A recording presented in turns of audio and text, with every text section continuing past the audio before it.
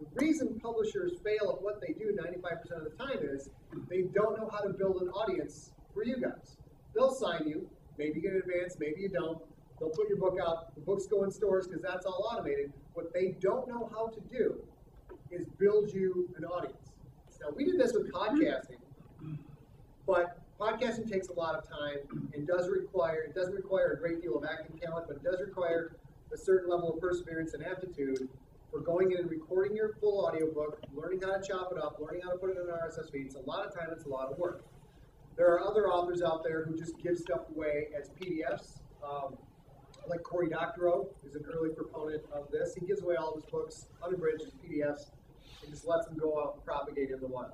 Or David Wellington, who takes his exact text from his book and blogs it a chapter at a time. Every week he puts out a chapter. So giving away online content, there's ways you can do it without dramatically impacting your time. As we move forward with big publishing, all these ebook sales, the John Locke's, the Amanda Hawkins, and people who make a tenth of what they make, etc., that's become the farm system for big publishing. So the AAA ball, the minor leagues is seeing what people can do on their own online. And if you're a publisher, if you're Random House, if you're St. Martin's Press, you would do exactly the same thing. The days of one editor going, I've discovered this literary fiction masterpiece and I want to put it out, now I have to sell it within the company, those are dwindling and will soon be gone. Because all they care about, there's a reason people want to publish Snooki's book, right? It's not because she is a literary talent. They're like, holy cow, the girl can also write, which maybe she can. I haven't read her book. But if I'm a publisher, Snooki is on the TV's most popular show. I want to put out that book. So I want to put out books of people who've been accused of murdering their own child and gotten away with it. I want to buy that book and sell it because that's got brand name recognition. When it comes to fiction, and even most nonfiction, if you're a publisher, you're like, okay, well, I'm going to Google this person's name. I'm going to go on Amazon. Wow, they're ranked 42, and they're number 2 in their chart. Odds are they've already market tested that, and that's something that the marketplace has already shown to have acceptance of.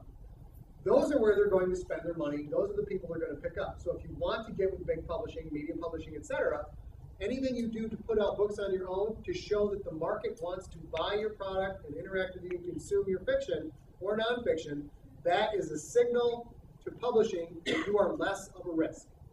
And publishers are more risk averse now. They want to know they're betting on a winner because betting on losers hasn't worked for them. It got them where they are right now, which is basically we'll put out 100 books.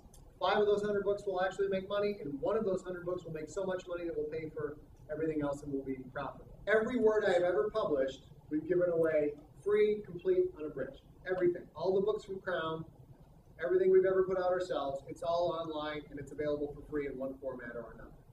So you may think, well, then why would anybody ever pay for your books? Because it's magic. That's why.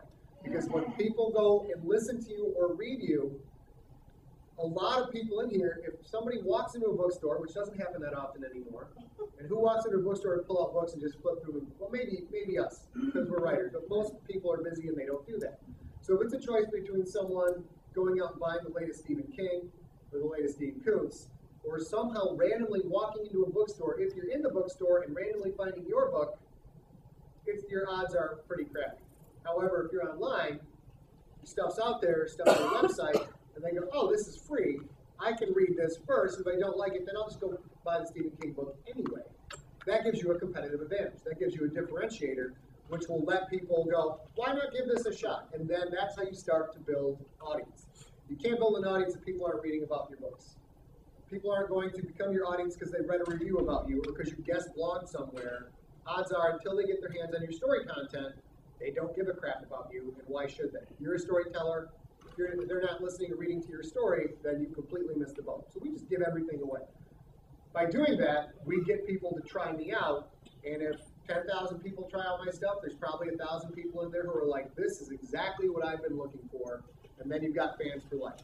And the final piece of this puzzle is, I believe that there is not one reader, listener, consumer of entertainment out there that isn't perfectly happy to pay for content. Piracy is not a problem. Don't let anybody tell you about ebook piracy. Piracy equals free advertising. Anybody who's going to download your book and try and steal it would have never bought your book ever in the first place, nor would they have ever heard about you in the first place. Piracy is good. Piracy is free advertising. It's your radio. It's your version of radio, right?